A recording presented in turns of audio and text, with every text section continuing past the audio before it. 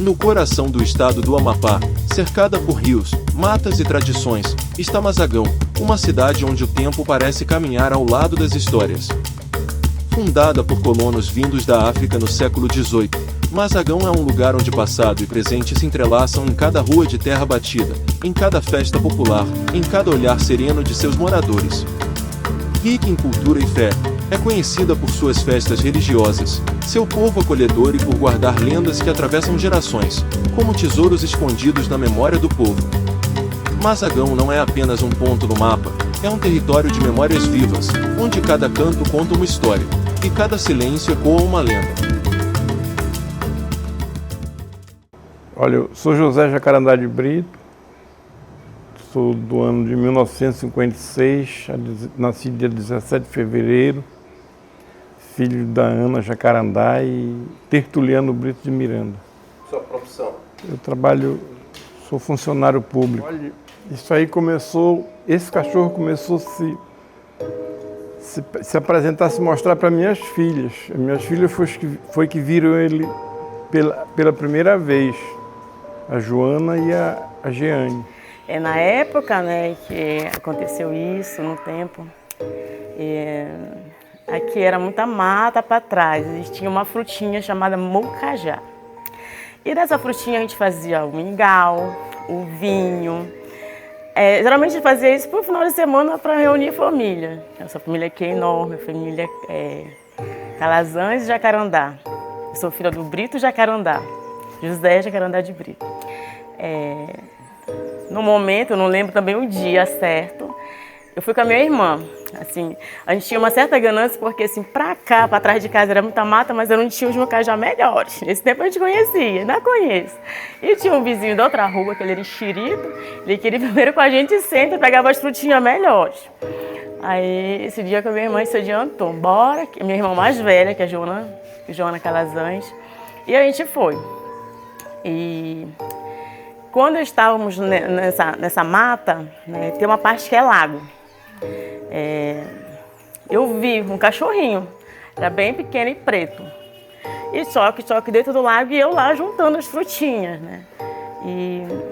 Só que aquele barulho foi aumentando, assim como foi aumentando ele, também foi aumentando de tamanho. Aumentando de tamanho e parecendo sempre uma corrente brilhosa no pescoço. Uma coisa brilhosa no pescoço, só que eu não sabia identificar o que é. Só que eu fui ficando com medo porque ele foi se aproximando de mim. E com a minha irmã não tive nem ação de avisá-la, já saí correndo. E ela viu desesperada correndo. E como tinha um arame que passava, que eu passei esse arame que nem eu lembro, passei que nem me recordo. E quando eu olhei para trás eu não vi mais o cachorro. Sendo que a minha irmã não viu, ela só viu eu correndo. Eu só via ele, né? E quando eu cheguei em casa, falei pro papai, depois no momento já começou a me dar febre, dor de cabeça.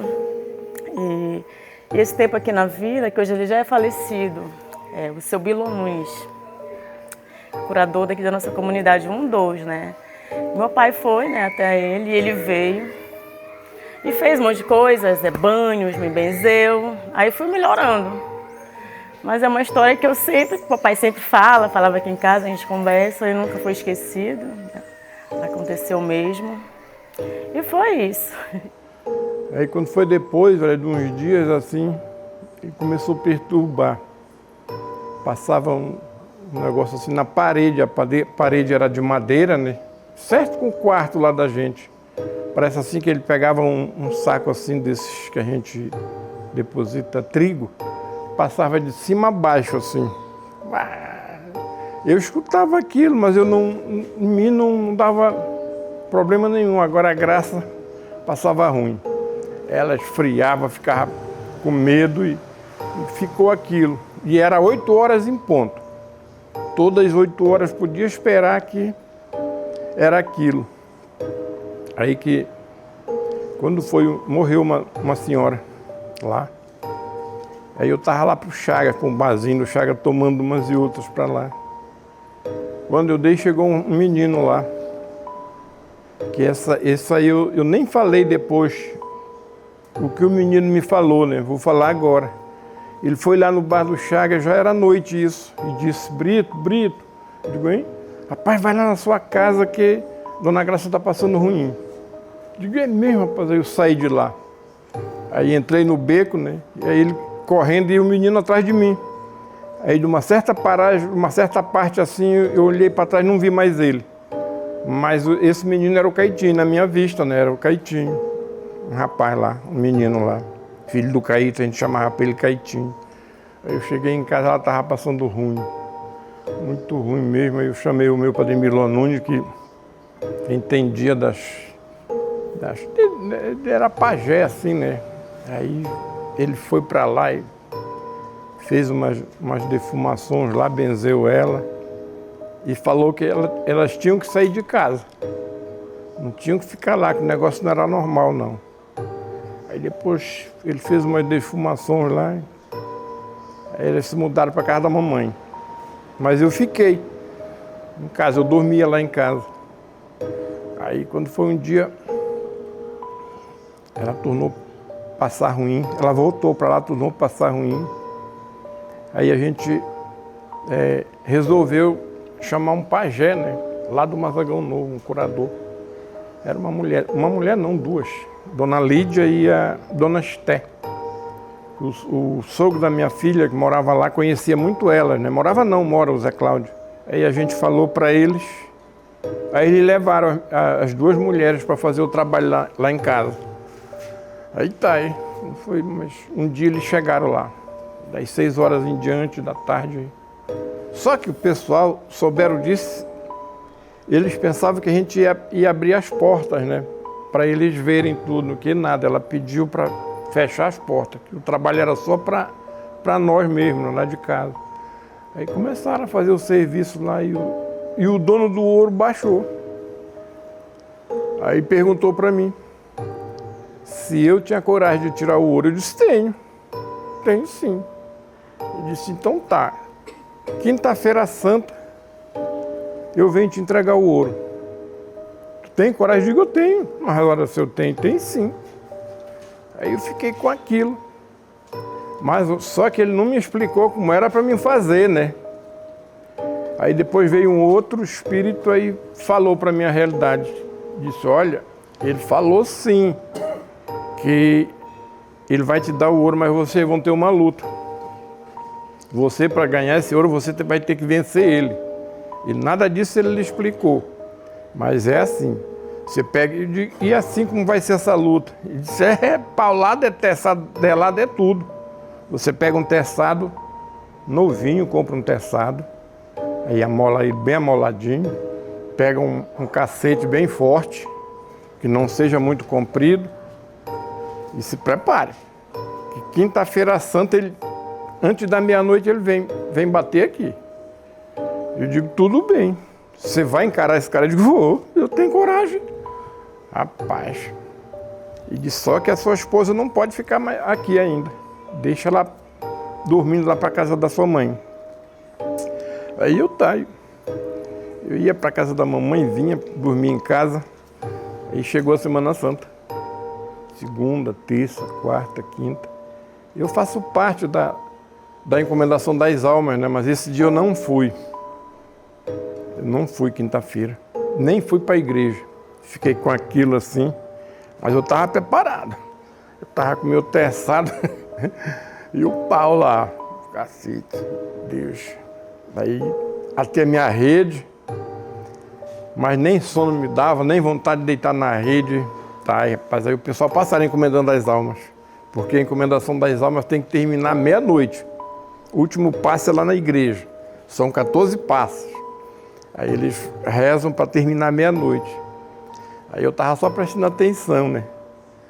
Aí quando eles chegaram na igreja, eu digo, é meia-noite, é agora. Aí eu fui lá para dentro. Esperei mais ou menos 10 minutos, não chegou ninguém.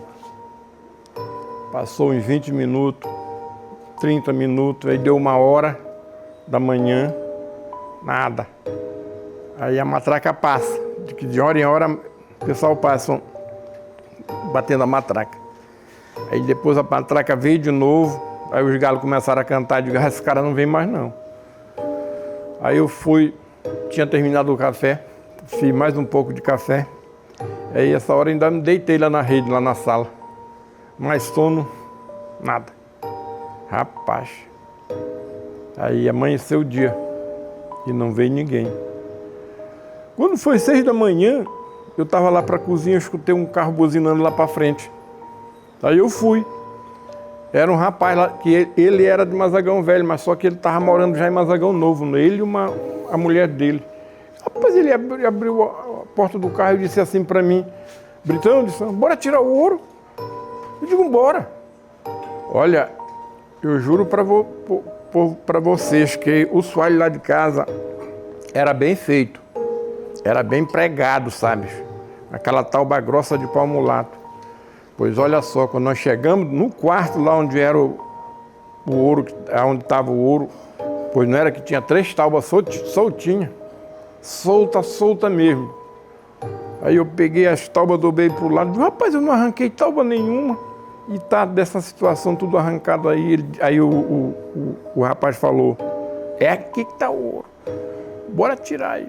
Aí a mulher dele entrou. Quando essa mulher dele entrou lá em casa, meu amigo, foi aquele cheiro mal de enxofre. Mas, rapaz, deu um cheiro de enxofre lá em casa que estava perturbando a gente. Eu digo, meu nome, eu esqueço o nome do rapaz já, do Elielto, mas está um cheiro de enxofre. Aí ele falou para a mulher dele, vai embora lá para fora, vai, entra no carro. Mas quando que essa mulher saiu? Aí nós fomos cavar lá. Estavam uns 2 palmos de fundura. Meu amigo, eu dei com um penacho de arara amarela. Mas muita pena de arara. Aí tinha uma camisa preta também lá. Esta camisa eu peguei e joguei ela por cima da janela. E aí ele disse, o ouro já era ouro. Eu só fiz colocar a terra de novo em cima. E pronto. Aí eu fiquei pensando, ele arrancou a tauba.